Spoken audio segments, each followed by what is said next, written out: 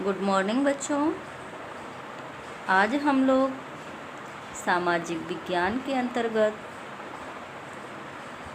इतिहास के चौथे लेसन भूमंडलीय विश्व का बनना के विषय में पढ़ेंगे। इस लेसन के अंतर्गत हम लोग आधुनिक युग से पहले के बारे में जानेंगे। हम यह भी जानेंगे कि 19वीं शताब्दी यानी 1815 और 1914 में विश्व अर्थव्यवस्था कैसी थी, यानी कि प्रथम विश्व युद्ध के पूर्व की विश्व अर्थव्यवस्था के विषय में पढ़ेंगे। और हम अर्थव्यवस्था के कारण एवं परिणाम से भी अवगत होंगे, यानी कि 1914 से पूर्व हमारी अर्थव्यवस्था, विश्व की अर्थव्यवस्था कैसी थी, उसके क्या कारण थे, उसका क्या परिणाम हुआ, इस विषय में जानेंगे। साथ ही इस अध्याय के अंत में हम विश्व अर्थव्यवस्था के पुनर्निर्माण की जानकारी भी प्राप्त करेंगे।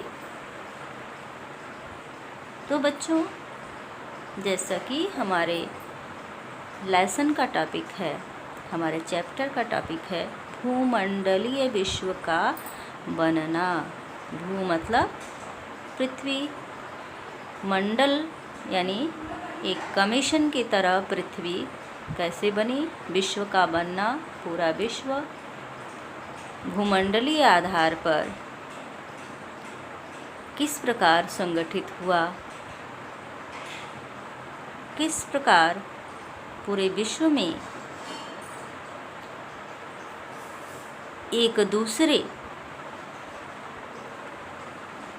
देश के प्रति लगाव की भावना उत्पन्न हुई, एक दूसरे के प्रति लोग परिचित हुए, एक दूसरे देशों के प्रति संस्कृति, सभ्यता का आदान प्रदान हुआ। तो ये प्रक्रिया किस प्रकार हुई, उसके विषय में हम पढ़ेंगे। तो आधुनिक युग से पहले, यानी कि प्रेजेंट टाइम में जिस युग में हम लोग रह रहे हैं उसको कौन सा युग बोला जाता है? आधुनिक युग बोला जाता है बच्चों।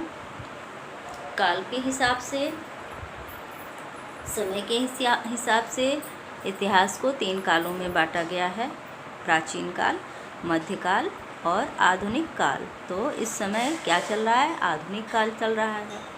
तो इस लेसन में पहले हम आधुनिक युग से पहले हमारी अर्थव्यवस्था कैसी थी, हमारे विश्व की अर्थव्यवस्था कैसी थी, उसके विषय में जानकारी प्राप्त करेंगे। किंतु उससे पहले हम वैश्वीकरण पर प्रकाश डाल दे रहे हैं ताकि इस लेसन को समझने में आसानी हो जाए। बच्चों, आपको यह लेसन आसानी से समझ में आ जाए, इसलिए सबसे पहले हम वैश्वीकरण पर प्रकाश डाल दे रहे हैं कि वैश्वीकरण के अंतर्गत क्या होता है। उसके आधार पर हम भूमंडलीय विश्व का बनना आसानी से समझ सकते हैं। तो बच्चों, सबसे पहले क्या है? वैश्वीकरण शब्द का शाब्दिक अर्थ क्या है? स्थानीय या क्षेत्रीय वस्तुओं या घटनाओं के विश्व स्तर पर रूपांतरण की प्रक्रिया। रूपांतरण की प्रक्रिया यानी परिवर्तन की प्रक्रिया किस स्तर पर होती है? जब स्थानीय या क्षेत्रीय वस्तुओं और घटनाओं का क्या होता है? विश्व स्तर पर रूपांतरण होता है। रूपांतरण मतलब परिवर्तन होता है। तो ऐसी प्रक्रिया को क्या कहते हैं? वैश्वीकरण कहते हैं। और इसे एक ऐसी प्रक्रिया का वर्णन करने के लिए प्रयुक्त किया जा सकता है जिसके द्वारा पूरे विश्व के लोग मिलकर एक समाज बनाते हैं। मतलब पूरा विश्व स्वयं को एक समाज मानता है। क्यों मानता है? वैश्वीकरण के आधार पर, तथा एक साथ कार्य करते हैं। सभी लोग मिलकर के जब एक साथ एक उद्देश्य की प्राप्ति के लिए पूरा विश्व मिलकर के एक साथ कार्य करता है तो उसे हम क्या कहेंगे? वैश्वीकरण की संज्ञा देंगे। जैसे कि संयुक्त राष्ट्र संघ की स्थापना का उद्देश्य क्या है बच्चों? आप सभी जानते हैं क्या है? विश्व में शांति एवं व्यवस्था स्थापित करना। तो विश्व में शांति और व्यवस्था कौन स्थापित करेगा? पूरे विश्व के लोगों की जिम्मेदारी है विश्व में शांति एवं व्यवस्था स्थापित करना, न कि एक देश की जिम्मेदारी है। इसका मतलब क्या है कि पूरे विश्व के लोग मिलकर के एक समाज बना रहे हैं और एक साथ कार्य कर रहे हैं। किस चीज़ का कार्य कर रहे हैं? विश्व में शांति व्यवस्था स्थापित करने का कार्य कर रहे हैं। और उदाहरण के तौर पर जैसे संयुक्त राष्ट्र संघ की एक संस्था है यूनेस्को, क्या करती है बच्चों? पूरे विश्व में शिक्षा के प्रसार का कार्य करती है। इसी तरह से विश्व स्वास्थ्य संगठन क्या करता है? विश्व में सभी देशों के लोगों के स्वास्थ्य वर्धन का कार्य करता है। विभिन्न प्रकार के रोगों के लिए टीके उपलब्ध कराता है। तो इस प्रकार से जब विश्व जनमत किसी कार्य को मिलकर के एक साथ करते हैं तो उसे क्या कहा जाता है? वैश्वीकरण कहा जाता है। और वैश्वीकरण के लिए मुख्य तत्व जो सहायक होते हैं, वैश्वीकरण को बढ़ावा देते हैं, वे कौन कौन से हैं? राजनीतिक तत्व होते हैं, आर्थिक तत्व होते हैं, सामाजिक तत्व होते हैं और सांस्कृतिक तत्व। ये चारों तत्व जो हैं विश्व स्तर पर वैश्वीकरण को बढ़ावा देते हैं। और वैश्वीकरण की विशेषता क्या होती है? यानी वैश्वीकरण कैसे प्रारंभ होता है, क्यों प्रारंभ होता है? तो बच्चों, आर्थिक क्रियाओं का अंतर्राष्ट्रीयकरण हो जाना ही क्या है? वैश्वीकरण है। इसमें क्या होता है वैश्वीकरण में कि आर्थिक क्रियाएं जो की जाती हैं किसी भी देश के व्यक्तियों के द्वारा, उनका अंतर्राष्ट्रीयकरण हो जाता है। जैसे मान लीजिए कि सूत काटने वाली मशीन का आविष्कार कहाँ हुआ था? आप सभी जानते हैं, इंग्लैंड में हुआ था। छापे खाने का आविष्कार कहाँ हुआ था? दूरबीन का आविष्कारक कौन था? किस देश में हुआ था? इन सब चीज़ों से आप परिचित हैं। तो सभी चीज़ों के आविष्कारकर्ता जो होते हैं किसी भी चीज़ के, तो वो एक ही देश का नागरिक होता है। इसके बाद पूरे देश में, विश्व के पूरे देशों में क्या होता है कि वो चीज़ें या तो पहुंच जाती हैं या फिर उस देश की सहायता से दूसरे देश में वो चीज़ें बननी प्रारंभ हो जाती हैं। तो ये क्या हो गया? आर्थिक क्रियाओं का अंतर्राष्ट्रीयकरण हो गया। तो जैसे कि हरग्रीव्ज ने जब सूत काटने की मशीन बनाई थी तो वह पहली मशीन थी बच्चों, विश्व में किसी ने नहीं बनाया था। लेकिन प्रेजेंट टाइम में आप देख रहे हैं कि हर जगह सूती मिलें स्थापित हैं, विभिन्न प्रकार की मशीनें उसमें लगी हुई हैं। तो शुरुआत किसने की थी? हरग्रीव्ज ने की थी। लेकिन उसका क्या हो गया? अंतर्राष्ट्रीयकरण हो गया। पूरे विश्व में सूती वस्त्र बनाने के जो मशीन उसने बनाई थी, पूरे विश्व में उसका परिष्करण हुआ, यानी उसमें सुधार करके विभिन्न प्रकार की मशीनें फिर बनाई गई। और इस प्रकार से मशीनों द्वारा सूत काटना, बुनना, बनना प्रारंभ हो गया, वस्त्र बनना प्रारंभ हो गया बच्चों। तो ये अंतर्राष्ट्रीयकरण हो जाता है। किस चीज़ का? आर्थिक क्रियाओं का अंतर्राष्ट्रीयकरण होना। फिर दूसरी विशेषता क्या है कि विभिन्न वस्तुओं तथा सेवाओं का अंतर्राष्ट्रीय बाजारीकरण होना। और जैसा कि आप सभी पढ़े हैं, आप लोगों को पता है कि इंग्लैंड में क्या हुआ था? औद्योगिकीकरण हुआ था, यानी औद्योगिक क्रांति हुई थी। और औद्योगिक क्रांति के फलस्वरूप क्या होता कि अत्यधिक उत्पादन हो गया था। और जब अत्यधिक उत्पादन हो जाता है तो क्या होता है बच्चों कि हम अपने सामान को बाज़ारों में बेचते हैं, वस्तुओं और सेवाओं का क्या करते हैं? बाज़ार में बेचते हैं ले जा कर के। तो वस्तुओं और सेवाओं को जब अंतर्राष्ट्रीय बाज़ारों में बेचा जाता है तो उसे क्या कहेंगे? अंतर्राष्ट्रीय बाजारीकरण होना। और जब वस्तुएं और सेवाएं आवश्यकता से अधिक उपलब्ध होंगी तभी तो हम वस्तुओं और सेवाओं का आयात या निर्यात करते हैं। तो वैश्वीकरण के द्वारा विभिन्न वस्तुओं और सेवाओं का अंतर्राष्ट्रीय बाजारीकरण होना संभव हुआ, क्योंकि औद्योगिकीकरण के पश्चात, औद्योगिक क्रांति के पश्चात फिर यूरोप के विभिन्न देशों द्वारा वस्तुओं एवं सेवाओं के लिए बाजार ढूंढा जाने लगा और इस क्रम में विभिन्न देशों की खोज हुई और यूरोप का संपर्क विभिन्न देशों से हुआ, राजनीतिक स्तर पर, फिर धार्मिक स्तर पर, फिर आर्थिक स्तर पर। तो इस तरह से वस्तुओं और सेवाओं का जो है वह अंतर्राष्ट्रीय बाजारीकरण हो जाता है। और फिर तीसरा कदम क्या होता है वैश्वीकरण का? कि बहुराष्ट्रीय कंपनियों का विकास होता है। मतलब बहुत सारी, राष्ट्रीय मतलब राष्ट्र की कंपनियों का विकास होना। तो जैसे भारत में विभिन्न देशों की कंपनियां कार्यरत हैं तो इन्हें क्या कहेंगे? जैसे इंग्लैंड की कंपनी है, फ्रांस की कंपनी है, जापान की है, चीन की है। तो इन कंपनियों को जो भारत में सामान बनाती हैं, जर्मनी की है, ऑस्ट्रेलिया की है, तो इन्हें हम क्या कहते हैं? बहुराष्ट्रीय कंपनी कहते हैं। तो इसी तरह से हमारे देश की भी कंपनियां विभिन्न देशों में कार्यरत हैं। हमारे देश के उद्योगपति भी अपना पूंजी अन्य देशों में लगाते हैं, विभिन्न वस्तुओं और सेवाओं को उत्पादित करके अंतर्राष्ट्रीय बाज़ारों में बेचते हैं। तो इसे क्या कहते हैं? बहुराष्ट्रीय कंपनियों का विकास होना। इससे क्या होता है? बहुराष्ट्रीय कंपनियों का विकास होता है। लेकिन यह प्रेजेंट टाइम में होता है आधुनिक युग से पहले। अब हम चैप्टर पर आ जाते हैं कि आधुनिक युग से पहले विश्व में क्या होता था? लोग एक दूसरे से, यानी विश्व के देश एक दूसरे देशों से किस प्रकार संपर्क में रहते थे, क्या प्रक्रिया होती थी? तो बच्चों, वैश्वीकरण एक ऐसी आर्थिक व्यवस्था है जो पिछले लगभग 50 वर्षों से हमारे सामने आई है। जैसा कि अभी हमने वैश्वीकरण का अर्थ बताया, क्या बताया? कि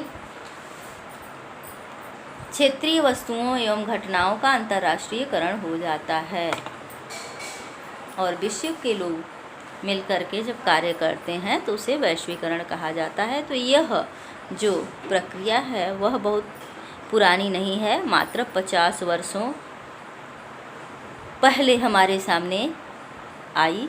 लेकिन जैसा कि हम सभी जानते हैं कि भूमंडलीकृत विश्व बनने की प्रक्रिया व्यापार का एक काम की तलाश में एक जगह से भूमंडलीय विश्व कैसे बना? व्यापार की तलाश में, व्यापार के लिए एक काम की तलाश में एक जगह से दूसरी जगह लोग जाते थे, पूंजी लगाते थे और बहुत सारी चीज़ों की वैश्विक आवाज़ ही का एक लंबा इतिहास रहा है। मतलब आयात निर्यात व्यापार, ये क्या रहा है? आधुनिक युग से पहले भी विश्व के लोग व्यापार करते थे, आयात निर्यात करते थे और दूसरे देशों में पूंजी लगाते थे। तो ये वैश्विक आवाज़ ही क्या है? एक लंबा इतिहास रहा है इसका। और इतिहास के हर काल में मानव समाज एक दूसरे के ज़्यादा नज़दीक आते गए। प्राचीन काल से लेकर के जो प्रक्रिया शुरू हुई थी प्राचीन काल से, वह आगे आने वाले समय में और नज़दीकियाँ लाती चली गई। और प्राचीन काल से ही यात्री, व्यापारी क्या होता था? प्राचीन काल से ही यात्री, व्यापारी, पुजारी और तीर्थयात्री ज्ञान, अवसरों और आध्यात्मिक शांति के लिए या बहुत सारे देश के लोग क्या करते थे कि बहुत सारे देश के लोग अपने देश में उत्पीड़न और यातनापूर्ण जीवन से बचने के लिए अपने देश से दूसरे देश की यात्रा पर चले जाते थे। और अपनी यात्राओं में लोग तरह तरह की चीज़ें, क्या होता था कि तरह तरह की चीज़ें जैसे पैसा, मूल्य या मान्यताएं, हुनर, विचार, आविष्कार और यहाँ तक कि कीटाणु भी साथ लेकर चलते थे। तो आधुनिक युग से पहले क्या होता था बच्चों, किस प्रकार का वैश्वीकरण था कि लोग व्यापार के लिए, काम की तलाश में एक स्थान से दूसरे स्थान पर जाते थे और अपनी पूंजी लगाते थे। और इतिहास के हर दौर में मनुष्य ने इस कार्य को अंजाम दिया। और प्राचीन काल में लोग भ्रमण करने के उद्देश्य से, धर्म प्रचार करने के उद्देश्य से, तीर्थ यात्रा करने के उद्देश्य से, ज्ञान प्राप्ति के लिए, अवसरों की तलाश में, आध्यात्मिक शांति के लिए और साथ ही अपने देश में हो रहे उत्पीड़न, यातनापूर्ण जीवन से बचने के लिए दूर दूर की यात्राओं पर चले जाते थे। तो बच्चों, आधुनिक काल के वैश्वीकरण और प्राचीन काल के वैश्वीकरण में क्या अंतर है कि उस समय के लोग क्या करते थे, व्यापार के लिए, ज्ञान पिपासा को बुझाने के लिए, जैसे कि भारत में चीनी यात्री,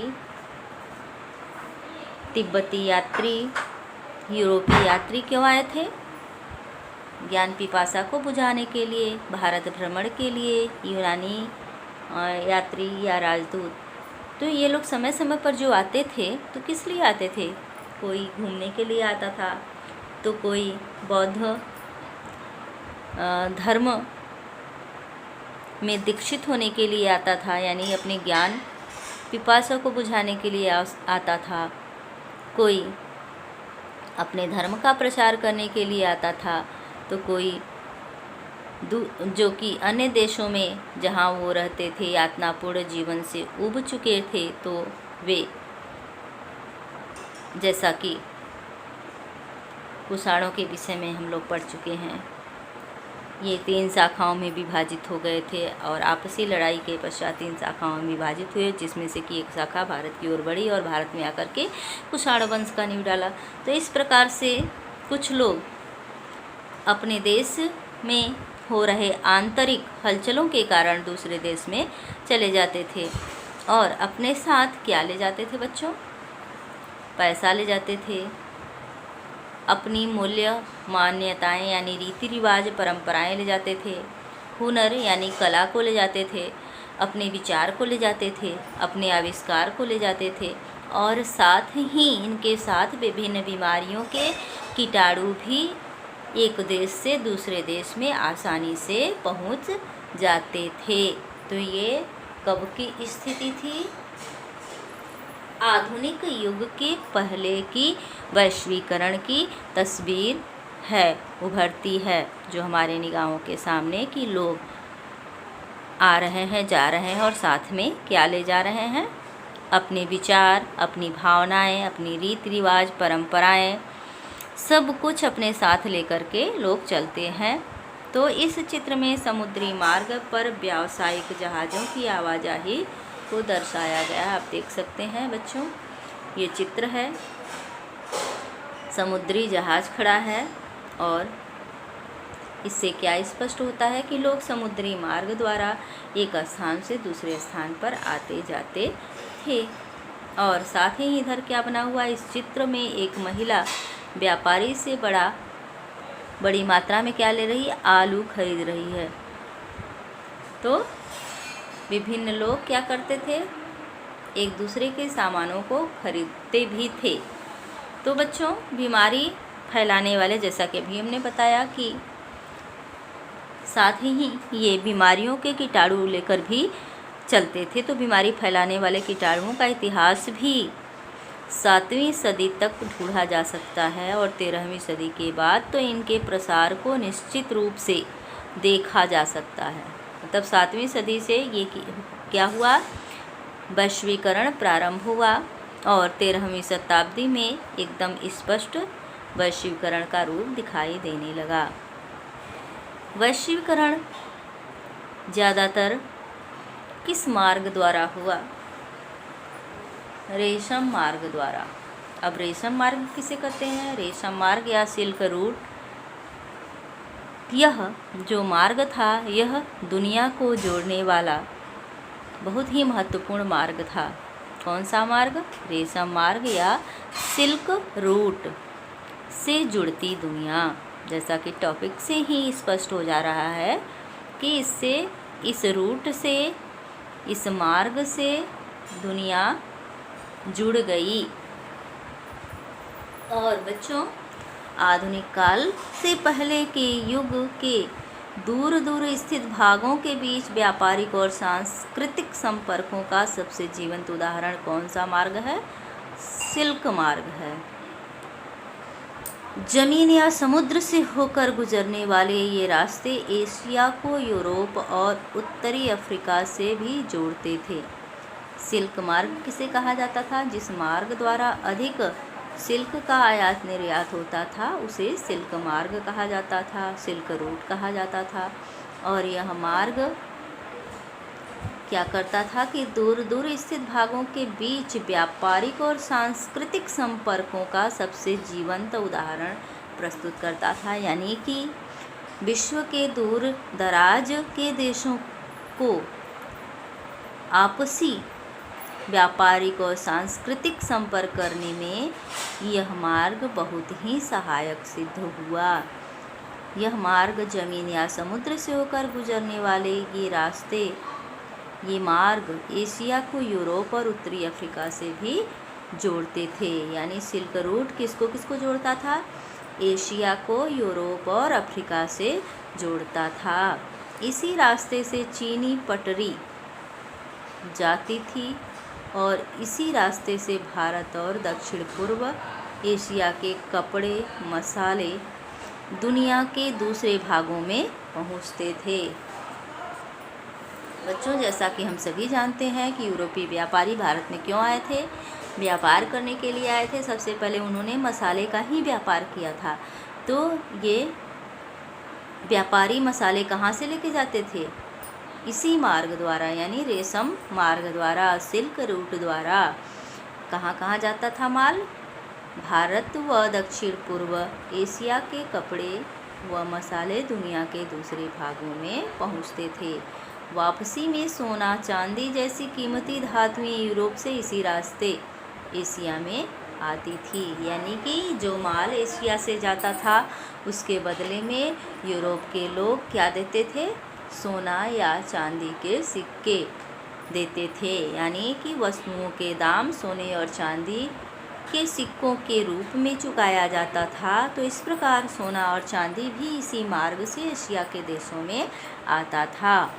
व्यापार और सांस्कृतिक आदान प्रदान दोनों प्रक्रियाएं साथ साथ चलती थी। बच्चों, जैसा कि दैनिक जीवन में आप खुद अनुभव करेंगे कि आप अगर सामने वाले से मिलते हैं किसी से, तो उसके हाव भाव, उसके पहनावा, उसके कुछ चीज़ें ऐसी होती हैं जो आपको आकर्षित करती हैं।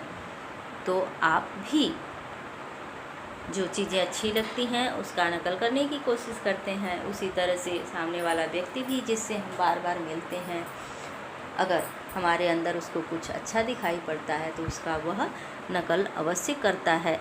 तो ये क्या है?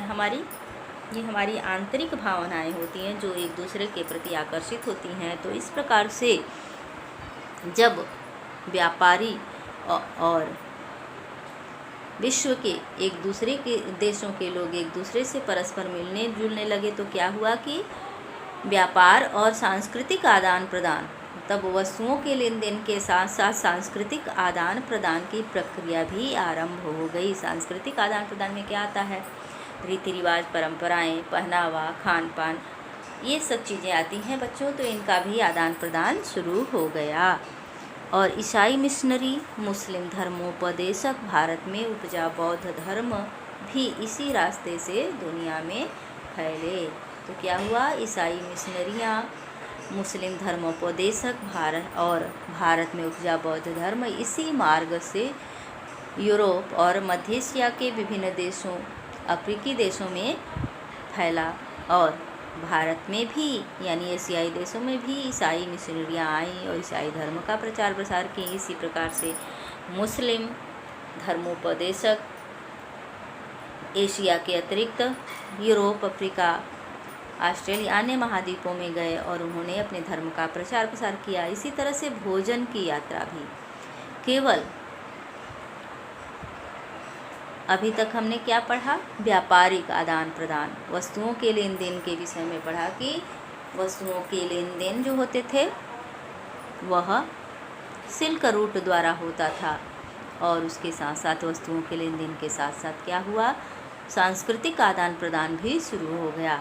अब अगला टॉपिक हमारा क्या है? भोजन की यात्रा। यानी भोजन भी, जो हम भोजन करते हैं बच्चों, तो इसकी भी यात्राएं होती हैं क्या?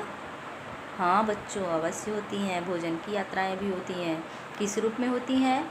जो चीज़ें हमारे पास, जो अनाज हमारे पास उत्पन्न नहीं होता है, जिसकी जानकारी हमें नहीं होती है, वह हम विदेशों में जाते हैं तो जानकारी होती है तो अपने साथ लाते हैं। इस प्रकार हमारे देश में उस चीज़ का प्रचार प्रसार हो जाता है। इसी तरह से हमारे देश में जो चीज़ें उपलब्ध हैं अन्य देशों में नहीं होती हैं, तो यहाँ पर जो विदेशी आते हैं वो ले जाते हैं और अपने देश में उसका प्रचार प्रसार करते हैं। तो इस चैप्टर के अंतर्गत हम यह भी पढ़ेंगे कि किस देश से क्या चीज़ किस देश में पहुँचा। तो बच्चों, स्पैगेटी और आलू के विषय में यहाँ पर हम पढ़ेंगे। कौन कौन सा खाद्य पदार्थ है? स्पैगेटी और आलू। जब भी व्यापारी और मुसाफिर किसी नए देश में जाते थे, जाने अनजाने वहाँ फसलों के बीज बोआते थे। तो जो उनके देश में होता था उसको बोआते थे। इन बीजों में क्या क्या था? आलू, सोयाबीन, मूंगफली, मक्का, टमाटर, मिर्च, शकरकंद और भी बहुत सारे खाद्य पदार्थ।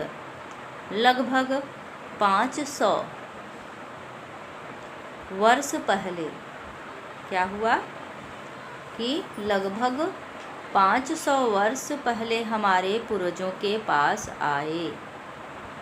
तब हमें इनकी जानकारी नहीं थी। किस किस चीज़ की बच्चों? आलू की, सोयाबीन की, मूंगफली की, मक्का, टमाटर, मिर्च, शकरकंद की जानकारी हमें कब हुई? 500 वर्ष पहले हमारे पूर्वजों की इसकी जानकारी हुई। ये खाद्य पदार्थ यूरोप और एशिया में तब पहुँचे जब क्रिस्टोफर कोलंबस उन अज्ञात महाद्वीपों पर पहुँच गया। तब कोलंबस जो था, जो स्पेन का निवासी था, भारत खोजने के लिए निकला था, परंतु मार्ग भटक जाने के कारण वह कहाँ पहुँच गया?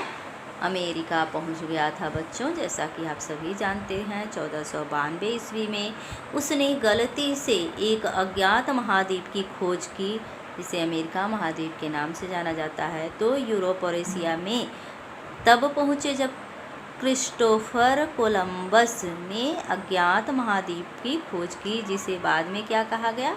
अमेरिका कहा गया।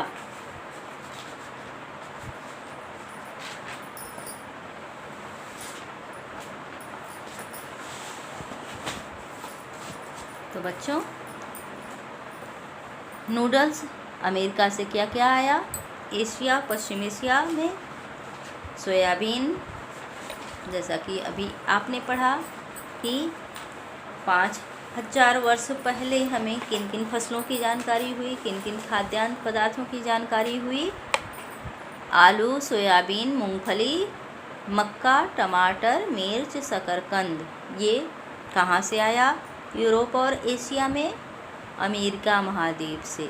यानी कि आलू कहाँ की फसल है? अमेरिका महाद्वीप की फसल है। सोयाबीन कहाँ की फसल है? अमेरिका महाद्वीप की फसल है। मूंगफली पूरे विश्व में कहाँ से फैली? अमेरिका महाद्वीप से। इसी तरह से मक्का, टमाटर, मिर्च और शकरकंद जो है अमेरिकी महाद्वीप से पूरे विश्व में फैली। और इसी तरह से विभिन्न खाद्य पदार्थ, ऐसा नहीं है कि केवल अमेरिका से ही पूरे विश्व में खाद्य पदार्थों का प्रचलन हुआ, बल्कि नूडल्स जो बड़े चाव से आप लोग खाते हैं, आजकल के बच्चों का प्रिय भोजन होता जा रहा है, मैगी, नूडल्स, चाउमीन। तो नूडल्स कहाँ से फैला? चीन में पश्चिम से पहुँचे। कौन पहुँचा? नूडल्स।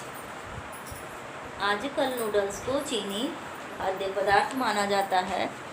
नूडल, बर्गर, पिज्ज़ा ये सब ज़्यादातर चीन में खाया जाता था, इसीलिए लोगों के निगाह में है कि चीनी भोज्य पदार्थ है बच्चों। लेकिन हमें पता नहीं है कि नूडल्स चीन में पश्चिम से पहुँचे, यानी पश्चिमी देशों से नूडल्स कहाँ पहुँचा था? चीन, यानी एशिया के देश चीन में पहुँचा, और उन्हीं से स्पैगेटी का जन्म हुआ।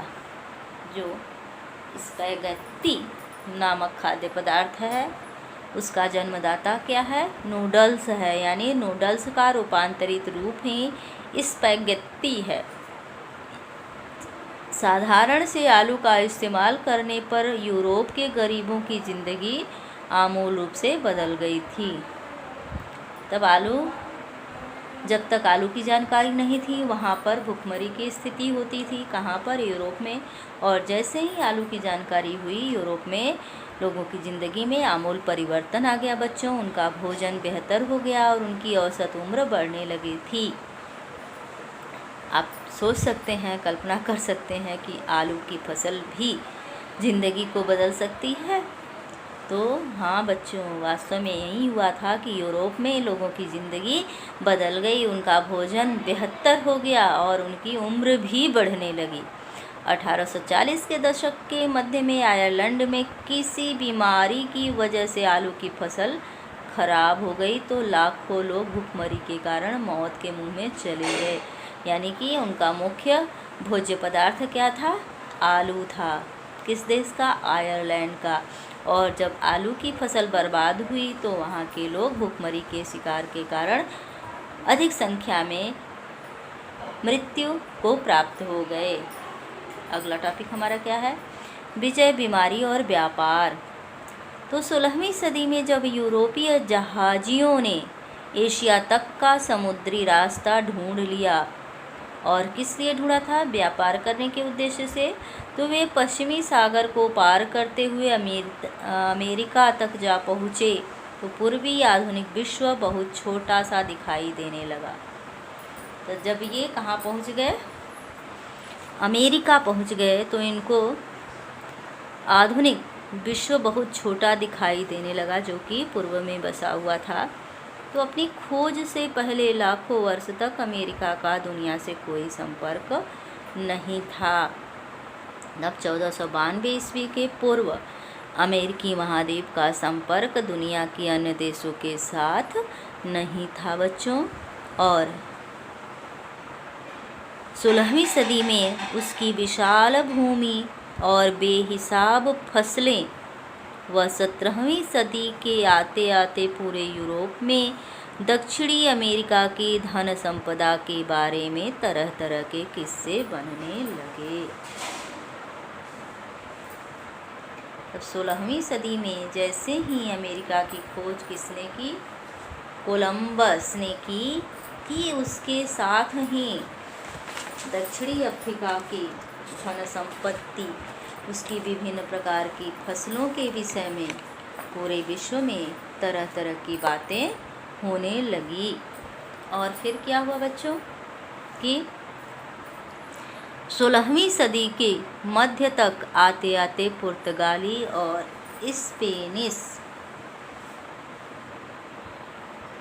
स्पेन के रहने वाले डचियों को स्पेनिश कहा जाता था।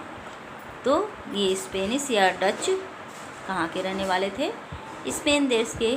तो 16वीं सदी के मध्य तक इन्होंने क्या किया? पुर्तगालियों और स्पेनिश ने सेनाओं की विजय का सिलसिला शुरू किया और उन्होंने अमेरिका को उपनिवेश बनाना शुरू कर दिया।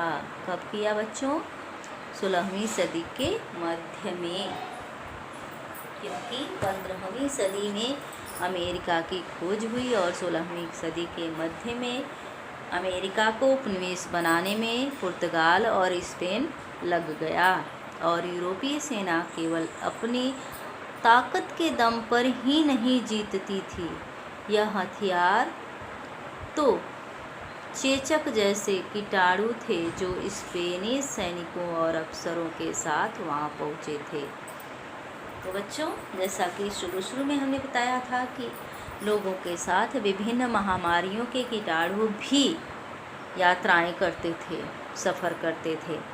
तो यहाँ पर क्या है कि यूरोपीय सेना केवल अपने ताकत के दम पर नहीं जीतती थी, बल्कि क्या था कि हथियार तो क्या थे? चेचक जैसे कीटाणु थे जो स्पेनिश सैनिकों और अफसरों के साथ वहाँ पहुँचे थे। कहाँ पहुँचे थे? अमेरिकी महाद्वीप में पहुँचे थे और लाखों वर्ष से दुनिया से अलग थलग रहने के कारण अमेरिका के लोगों के शरीर में यूरोप से आने वाली बीमारियों से बचने की रोग प्रतिरोधी क्षमता नहीं थी, क्योंकि वहाँ के लोग अन्य लोगों के संपर्क में नहीं थे, इसलिए उनकी रोग प्रतिरोधक क्षमता जो थी वह अलग तरह की थी और चेचक जैसी महामारी से लड़ने के लिए उनके अंदर प्रतिरोधी क्षमता नहीं थी। कहाँ के लोगों के बीच बच्चों? अमेरिका के लोगों के बीच।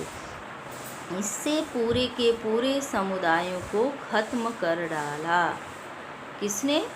चेचक जैसी महामारी ने, जो कि अमेरिका में कहाँ से पहुँचा था? स्पेनिश लोगों के साथ पहुँचा था, यानी स्पेन देश से पहुँचा था। उसने क्या किया कि समुदाय लोगों को ख़त्म कर डाला, यानी कि बहुत से ज़्यादा लोगों को मौत के घाट, मृत्यु के घाट उतारने में सहायक रहा। कौन सी बीमारी? चेचक। फलस्वरूप इस नए स्थान पर चेचक बहुत मारक साबित हुआ और इस तरह घुसपैठियों की जीत का रास्ता आसान होता चला गया, क्योंकि वहाँ के मूल निवासी चेचक जैसी बीमारी से, महामारी से संक्रमित हो गए और जिनके साथ यह महामारी आई थी, यानी स्पेन वासियों के साथ जो यहाँ महामारी पहुँची थी, उनके विजय का रास्ता क्या हो गया? साफ हो गया। और 19वीं सदी तक यूरोप में भूख और गरीबी का ही साम्राज्य था। शहरों में बेहिसाब भीड़ और बीमारियों का बोलबाला था। इस वजह से हजारों लोग यूरोप से भाग करके कहाँ आ गए? अमेरिका जाने लगे।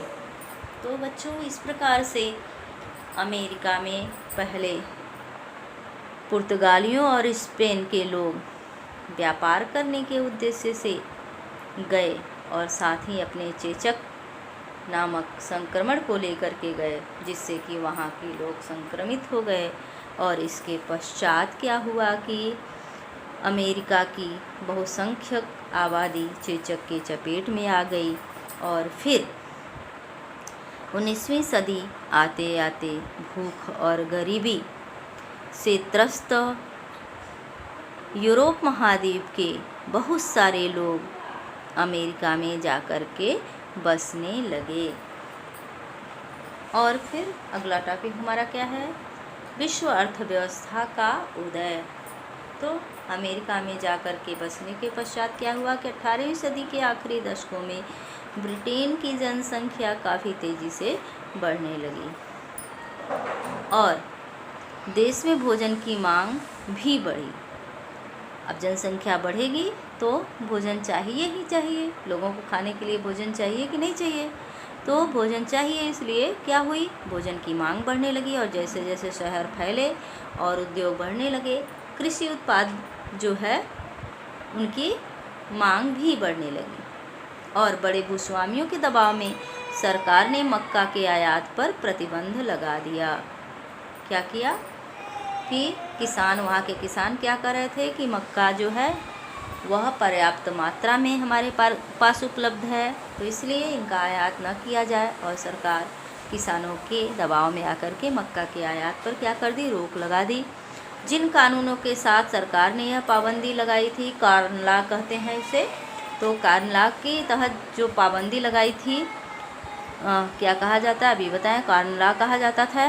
खाद्य पदार्थों की कीमतों से परेशान उद्योगपतियों और शहरी बासिंदों ने क्या किया कि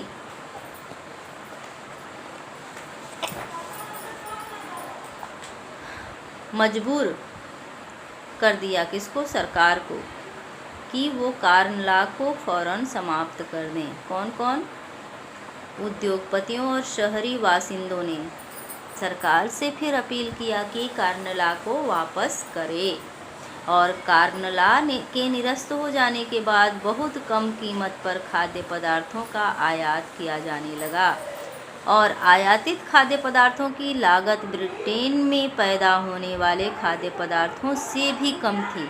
फलस्वरूप ब्रिटिश किसानों की हालत बिगड़ने लगी क्योंकि वे आयातित माल की कीमत का मुकाबला नहीं कर सकते थे और फिर विशाल भूभागों पर खेती बंद हो गई। किसानों ने क्या किया कि कार्न लॉ की समाप्ति के पश्चात जब उन्हें घाटा होने लगा तो उन्होंने खेती करना बंद कर दिया और हजारों लोग बेरोजगार हो गए।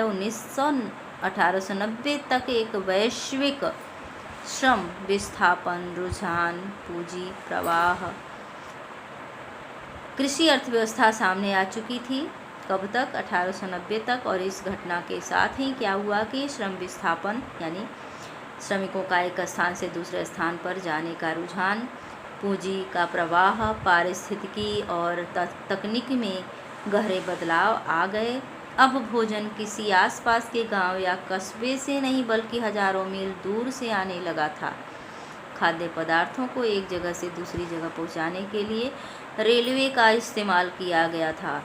पानी के जहाज़ों से इसे दूसरे देशों तक पहुंचाया जाता था, यानी अंतर्राष्ट्रीय व्यापार शुरू हो गया और इन जहाज़ों पर दक्षिण यूरोप, अफ्रीका, एशिया और कैरिबियाई द्वीप समूह के मजदूरों को बहुत कम वेतन पर काम करवाया जाता था।